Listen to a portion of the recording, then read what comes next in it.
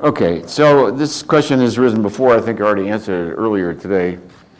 That the ego can grab onto the numeric scale and think, well, I'm 480 and they're 460, so I'm better. But the ego can do that with anything. And it does do that with everything all the time.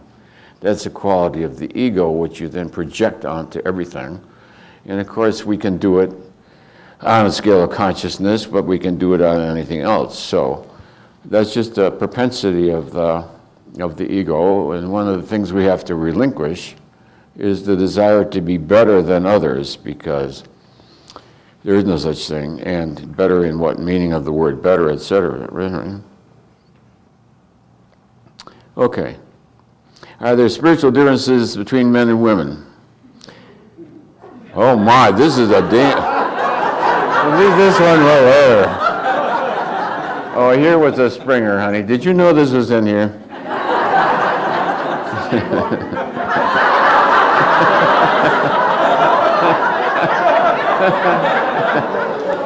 Well,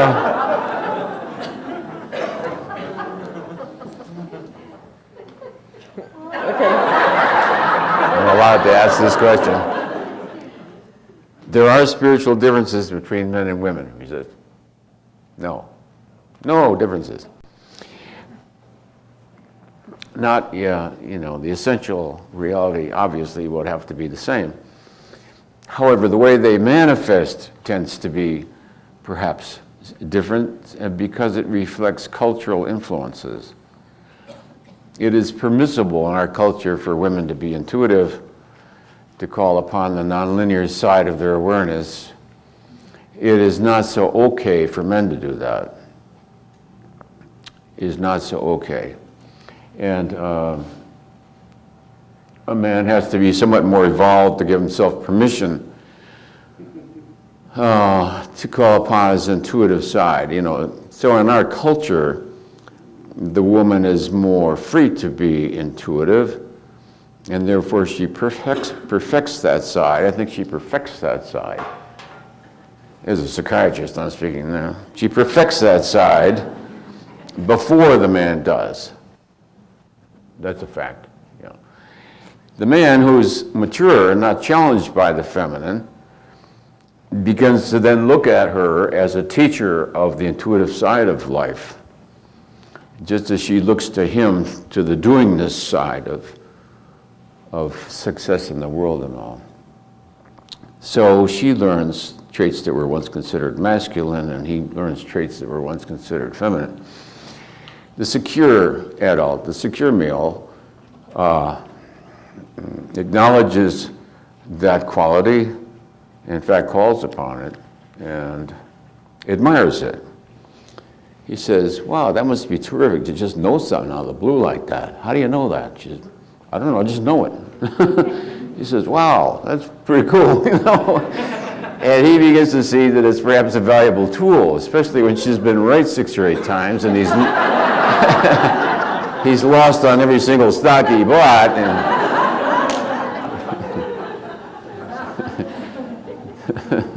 Honey, I don't think that company's going to hold up. But his reason tells him it will. She says, I don't know, I just get a funny feeling that it's not going to work out. So he begins to see that she has some kind of other avenue of knowingness and knowledge, and he begins to admire that and say, how do you get to be that way? And so he begins to listen to her, and she teaches him then how that happens, and he begins to respect it and develop that in his own self.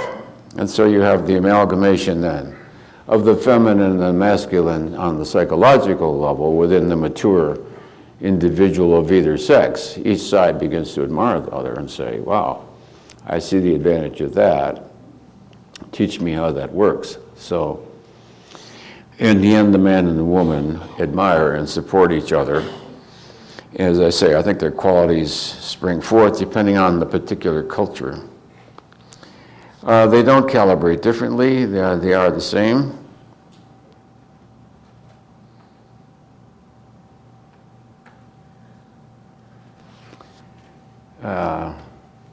And you can take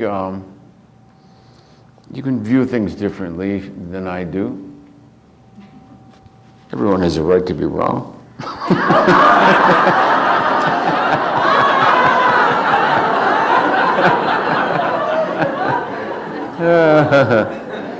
No, the question is the woman's intuition sometimes wrong? Well, sure, we all get hunches that turn out to be incorrect, you know. Anyway, that is, I think, a quality that we learn in spiritual work, you know, a sensitivity to an inner knowingness. And that, again, is a skill, I think a skill, which is learned from experience.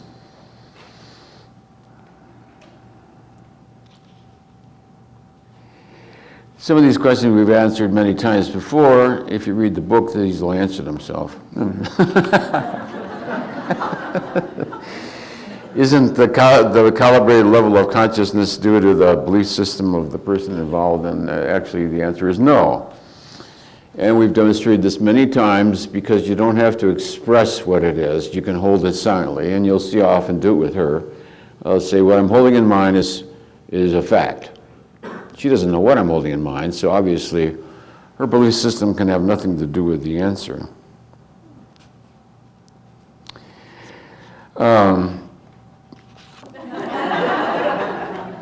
We were talking about Kundalini energy, the spiritual energy as it begins to flow up as you get into the 500s.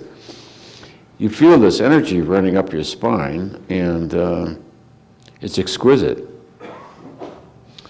It flows up, well, in this case it flowed up the whole back, although in the spiritual esoteric literature it's described as running up a special channel, the Sushumna or some fancy name. And then, anyway, the energy is exquisite.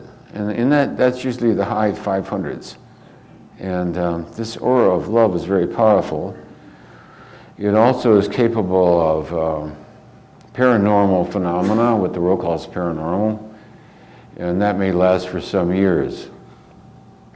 In this case, it lasted, I don't know, maybe 5 years or something. In which one is clairvoyant, clairaudient. You have whatever is that called, where you touch this, you know exactly who it is and why they put it there, and you know the name of the person, and you see them. What is that called? Something really. But those various things come and go, and they're surprising at first. You can fix electrical equipment, picture it as being fixed, it fixes. Turn strobe lights on and off, all kinds of fancy tricks with it.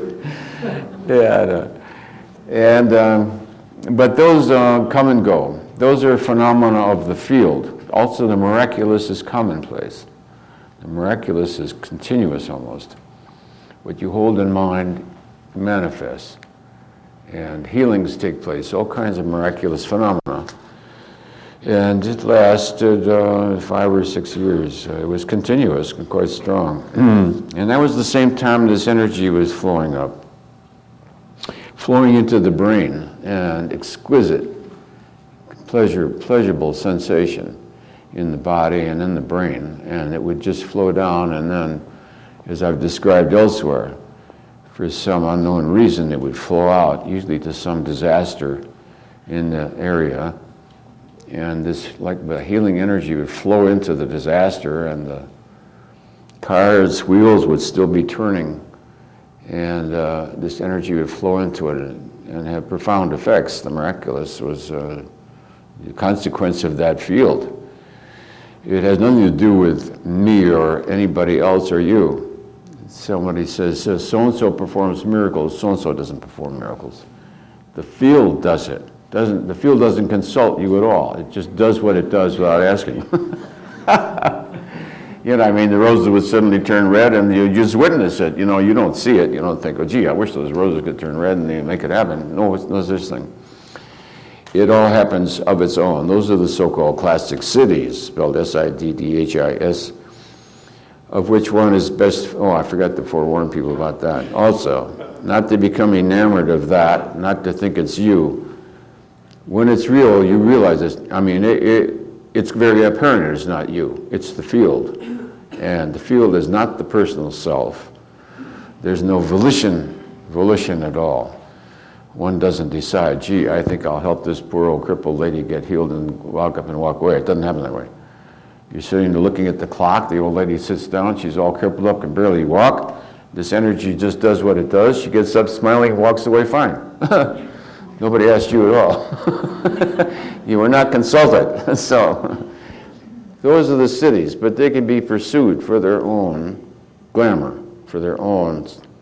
If the ego, I don't see how that would happen because they don't really happen until your ego is pretty much gone. But I guess in some, the residual ego grabs onto this and begins to try to own it and become a professional at the thing. Anyway, so those things come and go, and they're not to be, they're just to be witnessed. And if you're curious about it, you can ask somebody who's been through it, and they'll just tell you, it comes and goes. It's very entertaining while it happens. I mean, it's really entertaining. You can drive into a big parking lot and know exactly where the one space is. Right? You can park in front of Lincoln Center and find the one only parking space on the street, right in front of Lincoln Center. Number one, right next to Lincoln Center. Probably the only parking space within a square mile of New York City. And you just go and park right there. It's like nothing. You knew it all along. Course in Miracles tends to lead you into that state, by the way. Okay. Are there any other courses similar to the Course in Miracles? The only reason I mention that is because I'm familiar with the Course and familiar with, of course, many other ways. All the spiritual pathways take you through, you know, the legitimate ones take you through the same thing. Whether it's unity or science of mind, or, they're all dealing in basic spiritual realities. Now the thing about a spiritual reality is not so much what the statement of the reality is, but the practice of doing it. So that brings us to the next most important thing. Radical devotional non-duality. Gee, that's impressive, isn't it? Radical devotional non-duality. Oh, boy. Oh, yeah.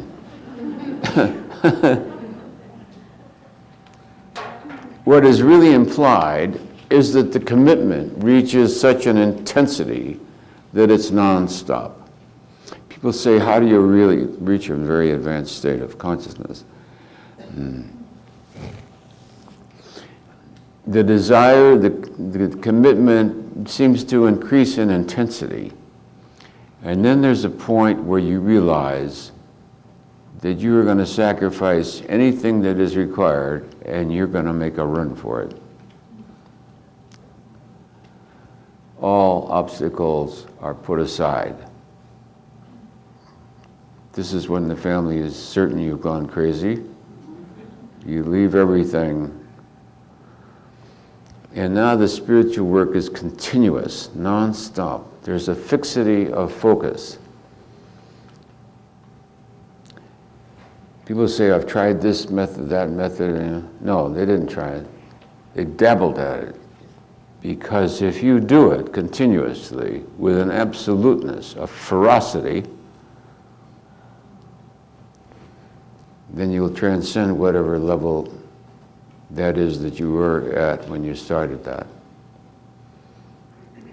If you absolutely and totally surrender every thought, feeling, attitude, positionality as it arises, you see it arising out of nothingness, you see it cresting as a thought, idea, feeling, and the willingness to surrender that to God as it arises. First, the wave comes up and it completes the whole story. Poor old Bonzo, how you got run over by the car, tears come to your eyes as you remember. You got this whole sad story here. The willingness to let go all that sentimentality, all that mucking around in the past. The willingness to let it go. So the story shortens. You start to think of poor old Ricky getting hit by the car, and then you start to think of poor old Ricky. Then when you get more to the present, before it's Ricky the good old golden retriever, it's just dogness starts coming up. And then before it's even dog, You can feel it's an energy potential coming out of a source of thinkingness itself. Out of the void, out of the nothingness, out of the blankness, out of the silence, arises this like fountain of thinkingness, which gradually takes its form as a thought, then an image, good old dog, good old Rover, and then the whole sad story evolves out of it. When you ride the crest of the wave, it's pretty much like surfing. You stay on the crest of the wave. If you get behind the crest of the wave, you get drowned in the past.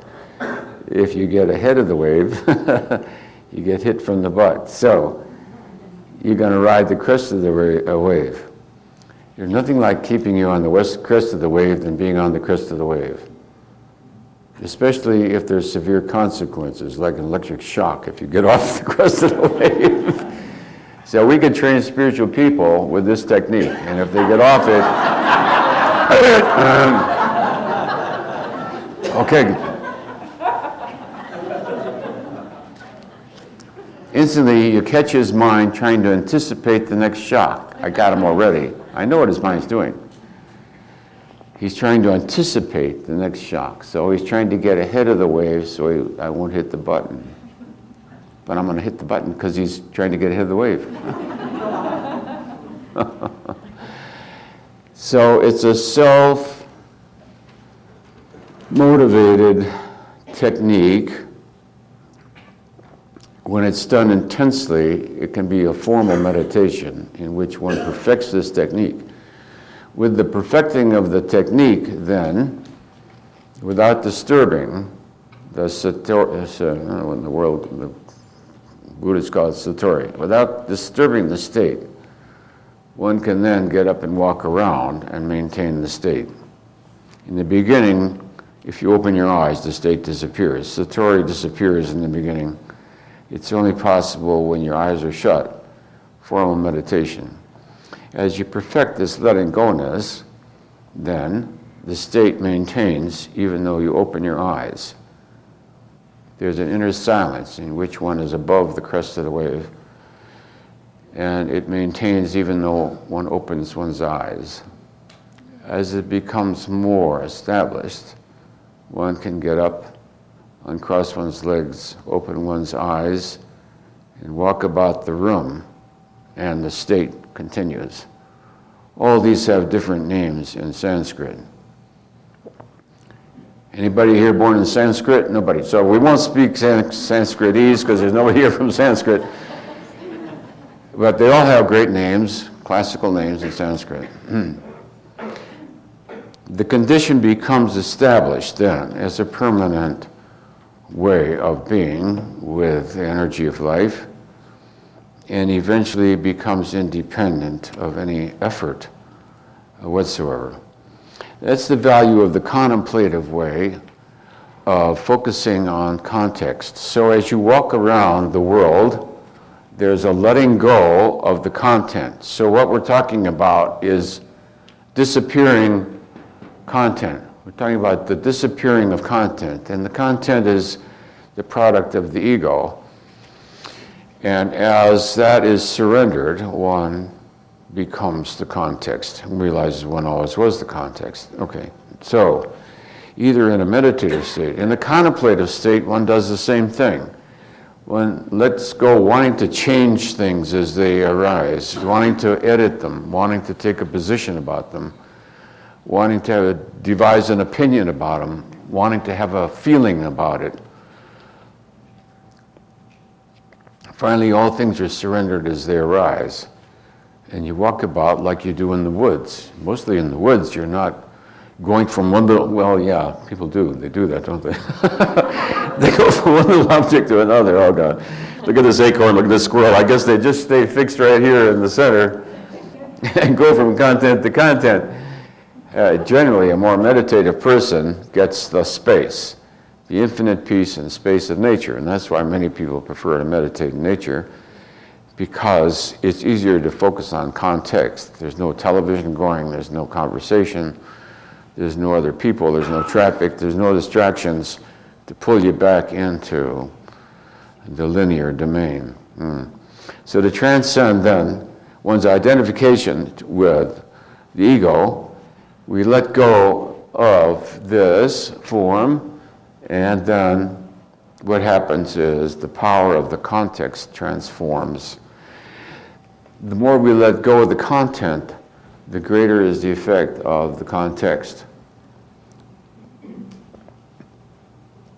It's the power of context, then, that is responsible for our existence. The ego would have you believe that it is the source of your continued existence. But it's not. We exist in spite of the ego, not because of it. What keeps you afloat is your buoyancy. And the buoyancy is your relative energy as compared to the field. The field is so powerful, like a giant force of gravity, that it sustains you. And you think, well, it's my flailing in the water. That's what's keeping me afloat. What's keeping you afloat is the specific gravity of salt water. Not your flailing around in the water, understand? So it is safe to let it go. It is safe to let it go.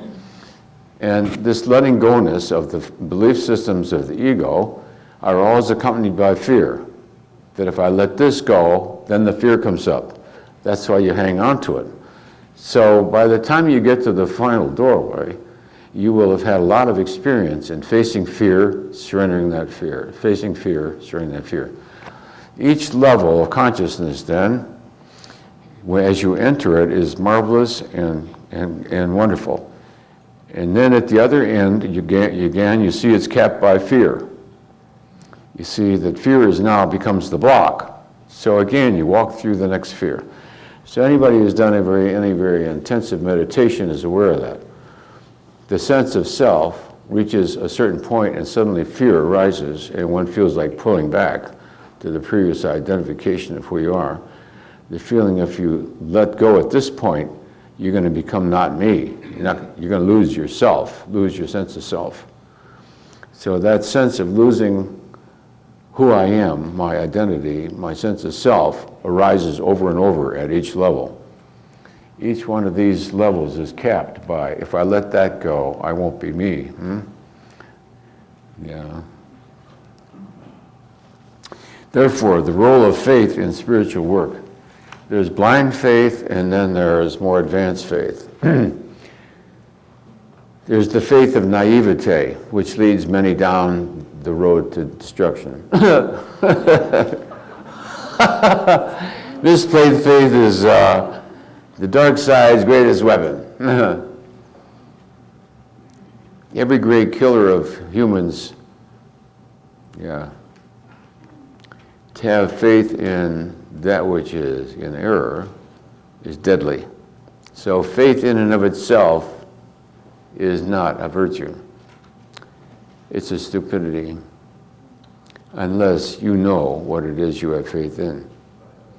If you calibrated Milosevic, if you calibrated Hitler, if you calibrated Stalin, if you calibrate bin Laden, I would not advise having faith in them. And yet many do, isn't that correct? Whole nations put faith in the megalomaniac over and over and over again.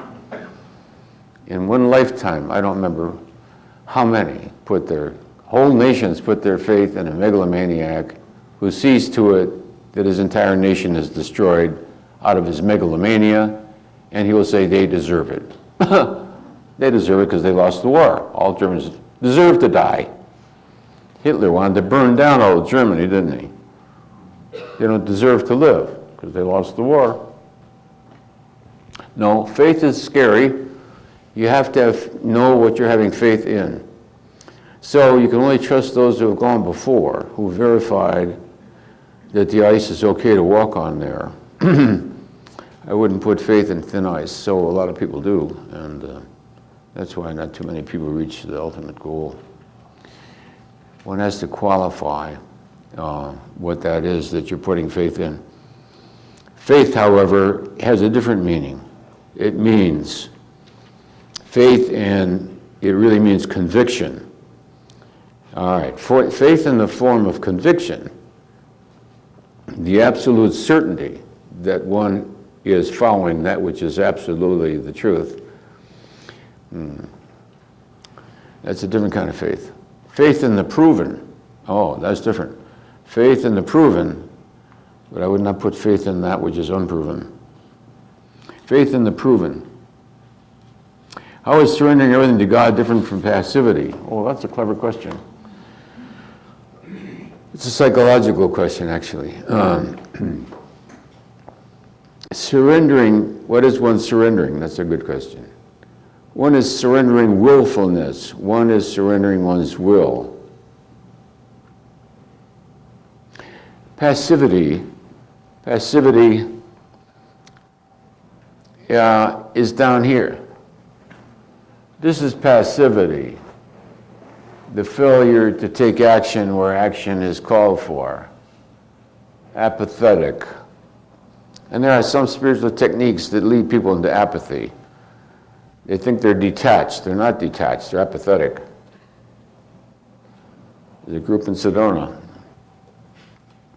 They walk into a restaurant and waitresses all go, oh.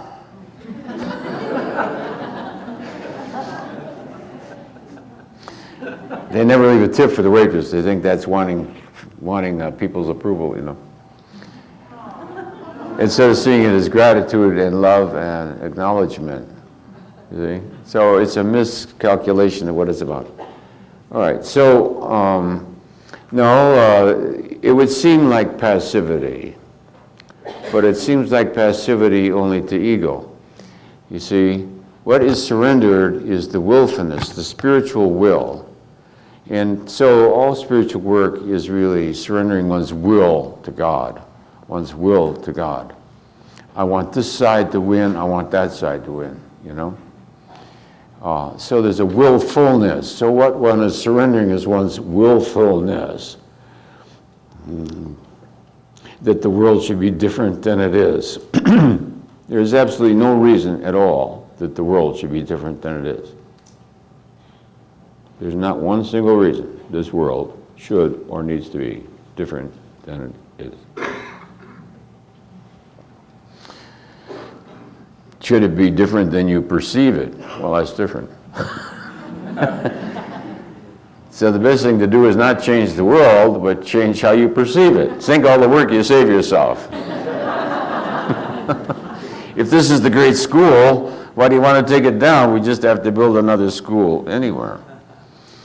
God evolves along with human consciousness. Isn't he lucky? Happily, his good luck is that,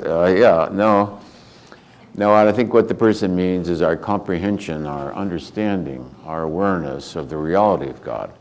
Yes, it very definitely evolves with human consciousness, as we see over on the left-hand side here. Yeah, God does improve.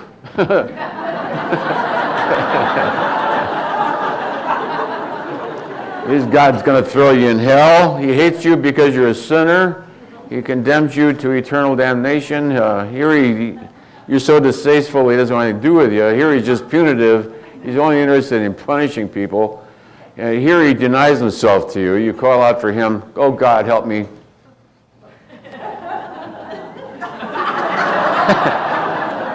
Because you're just a worm. So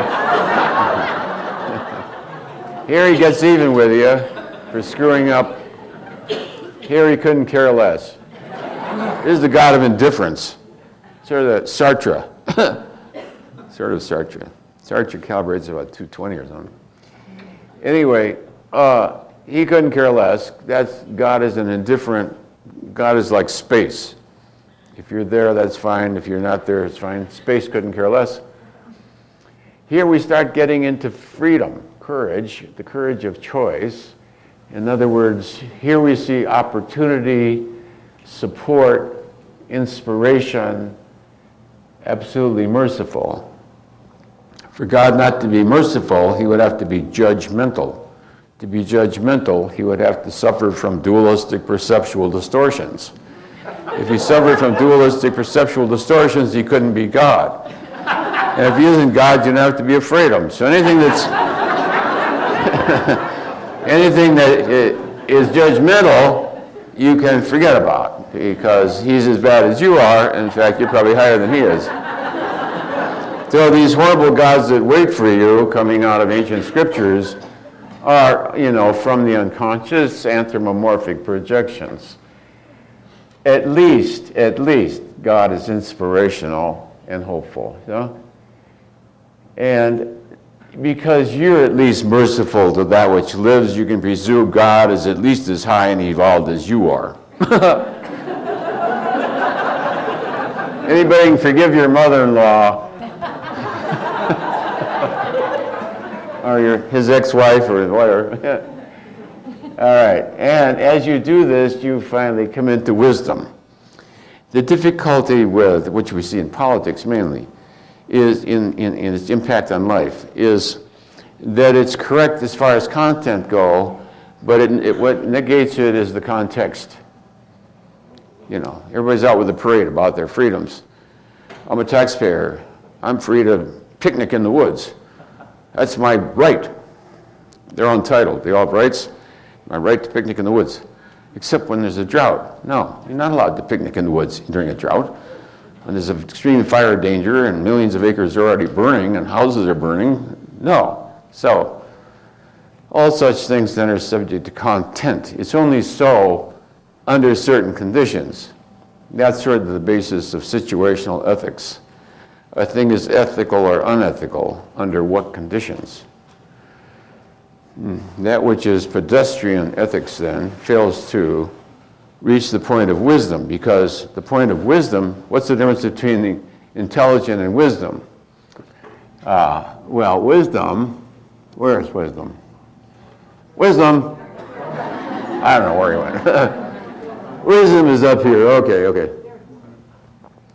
All right, wisdom then takes into account context. The foolishness of the youth who did it, or the culture in which he comes, totally changes the meaning and significance of that thing.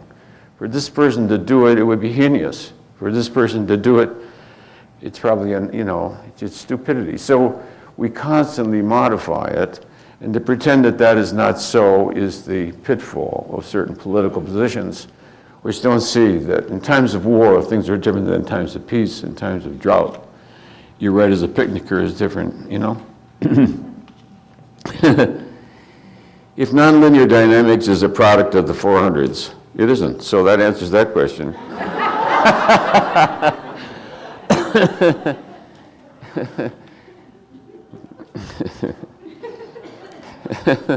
The intellectual construction in describing it, yes, is in languaging. However, the nonlinear dynamics is a whole field itself. Spirituality, you understand, is the subjective world in which we live. We talk objectively about things out there in precise language and all, but we don't live there. Where we live is in the instant contact with our own subjectivity. Life is experienced on the subjective level of consciousness itself and nowhere else. Why? Because you cannot experience it elsewhere. The only instrument available to you to experience your own existence is consciousness itself. Were it not for consciousness, there would be nothing to know science and make any declaration about it, because there would be nothing that registers its existence and believes in it. So, therefore, all absolute reality is subjective only. That which is considered objective is a positionality. It's a perceptual definition. All that the ego perceives is really a tautology. It is what it is because you say it is what it is.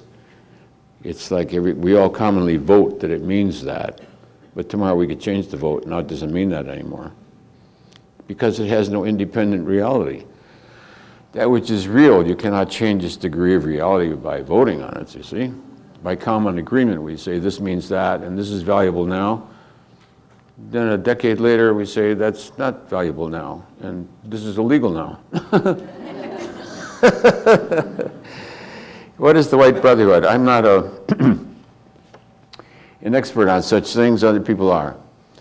I'm mainly familiar with only one volume, and that is the volume on glamour. It's, I think, from the higher celestial realms. They are evolved teachers. They calibrate quite high. And then again, there's a downside to it where there's a lot of ooh and ah about it all and all that, you know. The truths that are transmitted should stand on their own. Stand on their own.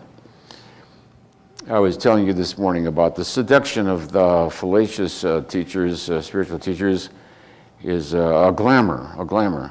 The same as Hollywood, the same as all the hype, you know, all the glitter and shit is glamour. The White Brotherhood did a book on glamour. It was channeled by Alice Bailey.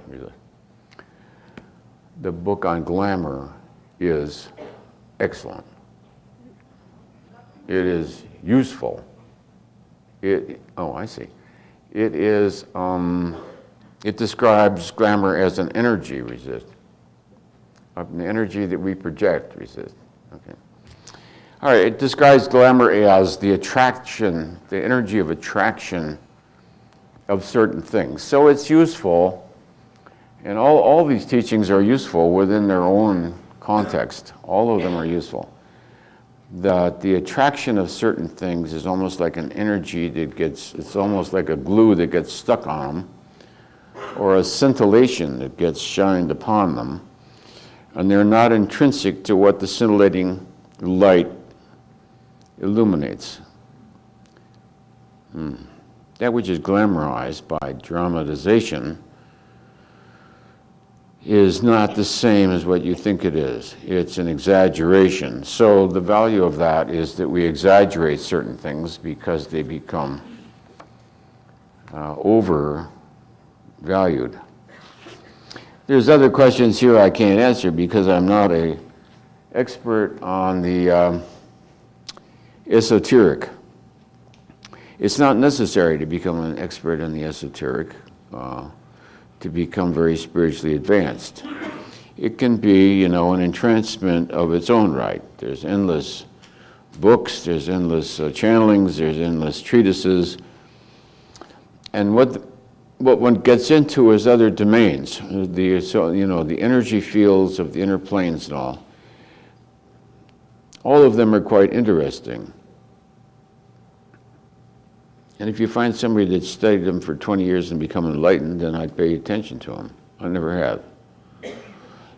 It's not really the pathway to enlightenment. I'm not saying it's not so, but it's a distraction. Many things are not so, and are distractions and dead ends in and of themselves.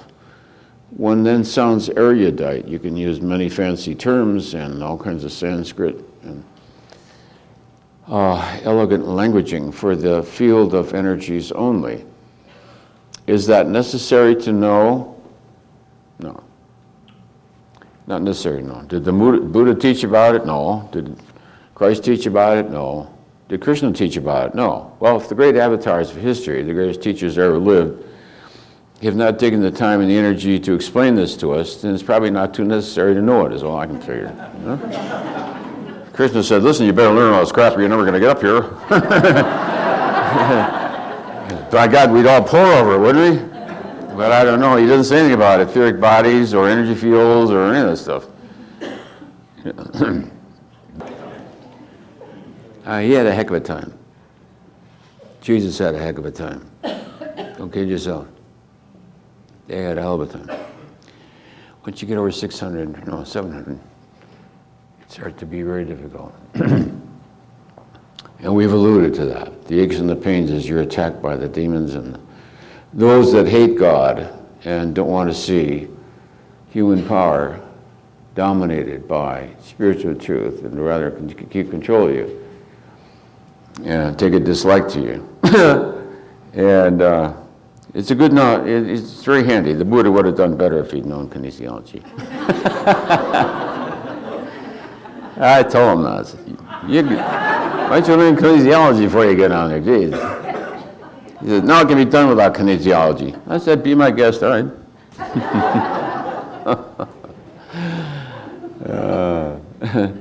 Now, we only need to know what's necessary to know, and it's not that it's harmful to know these other things, but to be aware that they're distractions. They're distractions. Don't forget, most of them are perceptions. You're back into the level of form. Even though you're talking about energy fields, which are non-physical, form also prevails in the non-physical. So, form can take a physicality, but it can also be a non-physicality, such as a concept or, various astral realms and all. How is it determined which individuals gravitate to which levels of consciousness? Is this we explained that in an earlier lecture. It's more like gravity. You see, the spiritual will, which is the focus of one's karma, all one's spiritual decisions then are encapsulated, you might say, imprinted in the transistor, what do they call it in computer work, that registers everything. Whatever it is. Every decision then. You see, we live in a purgatorial realm of an infinite number of instant-to-instant choices and decisions. Each one of these influences the power of our energy field, the etheric, the higher spiritual bodies, instantly reflect every choice. This determines where our position is in the overall, you might call it, gravitational field of consciousness. So it's like consciousness is an infinite gravitational field of infinite power. And one of the staggering things you see when you go through the final doorway, not only the exquisite beauty, the incredible peace, but the infinite power. If one could intuit the amount of power it takes to keep every molecule and every atom together in the entire universe, the power is so immense it's beyond comprehension. So it's revealed, the omnipotence of God is self-revealing. Within this, I always compare it to an electromagnetic field. Within an electromagnetic field then, every little molecule by its choice or decision influences its polarity, its size, its molecular structure. So you choose this, now this little arm is out, now I choose that. Now your gravity pole moves up for your North Pole and your South Pole. Every little choice affects your configuration, and the polarity switches around as you choose yes and no against the various options. Now, that is going to determine where you go in the overall electromagnetic field. Don't forget, this field is ultra powerful, infinitely powerful. Everything you've ever done or said throughout all the evolution of your consciousness and all its reincarnations, if they were physical or not, or within the astral realms, every decision and choice now influences your polarity, the intensity of your charge, your configuration, and you automatically gravitate to the field with which you're concordant. Is this field here attracted to this field? No, it hates it. Is this field here attracted to this field? No. These fields automatically gravitate into that with which they are congruent. Therefore, the justice of God is absolute, because each and every one, completely and totally themselves, determines their ultimate faith via their own choice and by no other. There is no arbitrary God that has to see to it that you go to bad places.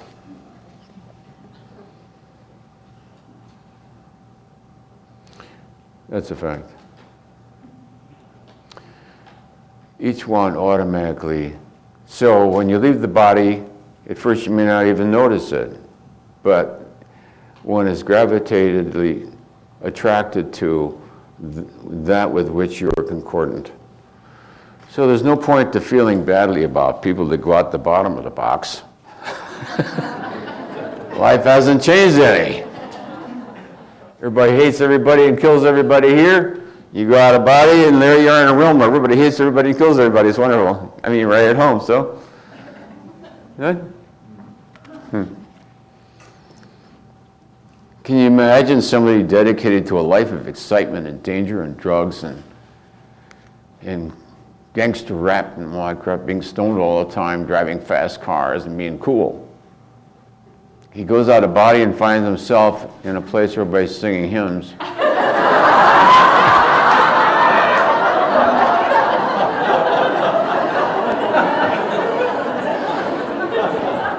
Man, this is hell. Get me out of here. Get me back where dudes are cool, man. You know what I mean? Shit, it was scary, Maggie. I went to this place and woo, they were all spooky. I mean, they were doing hymns and they had incense around and beautiful shit. Oh, man.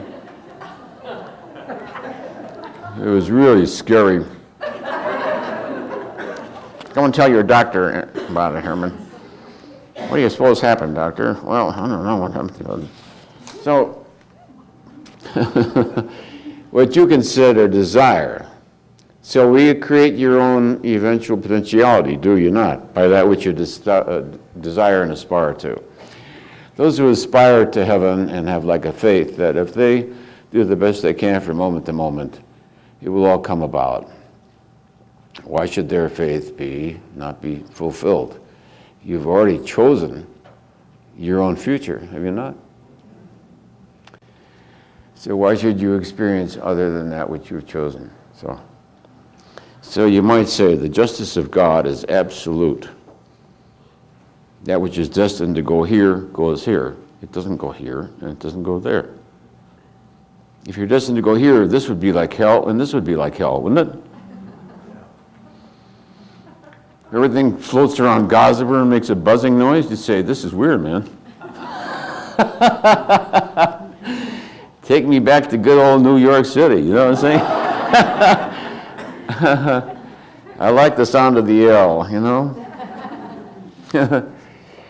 All right, so we don't have to worry then, because we're only going to experience that which we already are.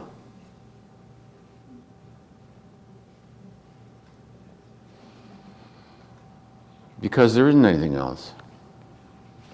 I've already answered all these. What a break. I've already answered all these. No, she's been hiding these from me. All right, we're going to take another break, and then after that, I'm going to talk to people who want to speak to me individually.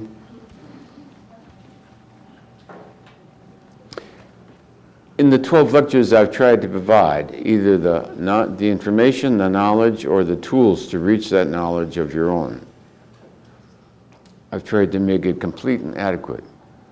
First, remove the barriers of the ego, define its structure. Just the knowingness begins to weaken the ego, and then bring up techniques to bring in higher and higher truth now that the ego has been weakened. First we weaken the ego, then we start pulling in the higher energies and what to do all the way to the very end, beyond which nothing exists. You know? So we'll take a break, and then I'll be happy to greet people, and I want to thank you. This has been magnificent, a wonderful year.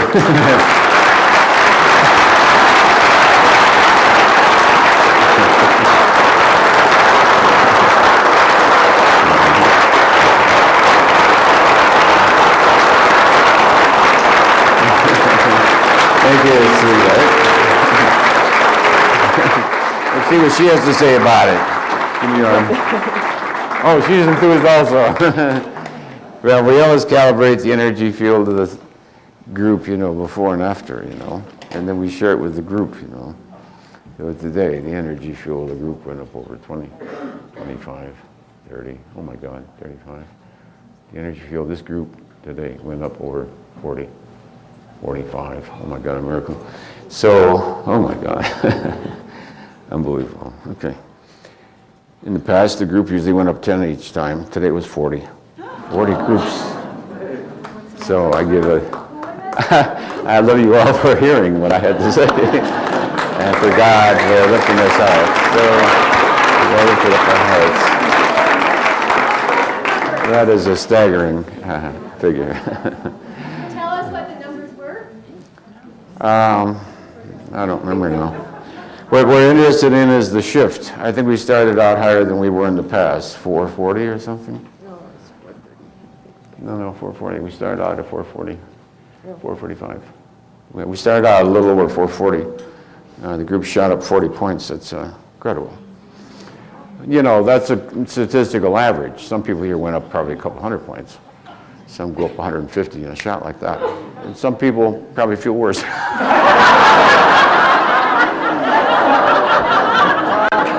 that's what it all was, I'm going back to the streets, boy. All that holy roly stuff. No, some people here just went way up, you know. I saw it. I saw the light go up on them. So it's the direction that we're going, not how far we are. It's just we're all committed to the same direction. So we all came onto this planet about the same time together. We're all going to be living what seems individually, but actually this group, you know, moves on to another domain. You know, we probably evolved through many lifetimes together. You know, so we will all be together forever. You know, so.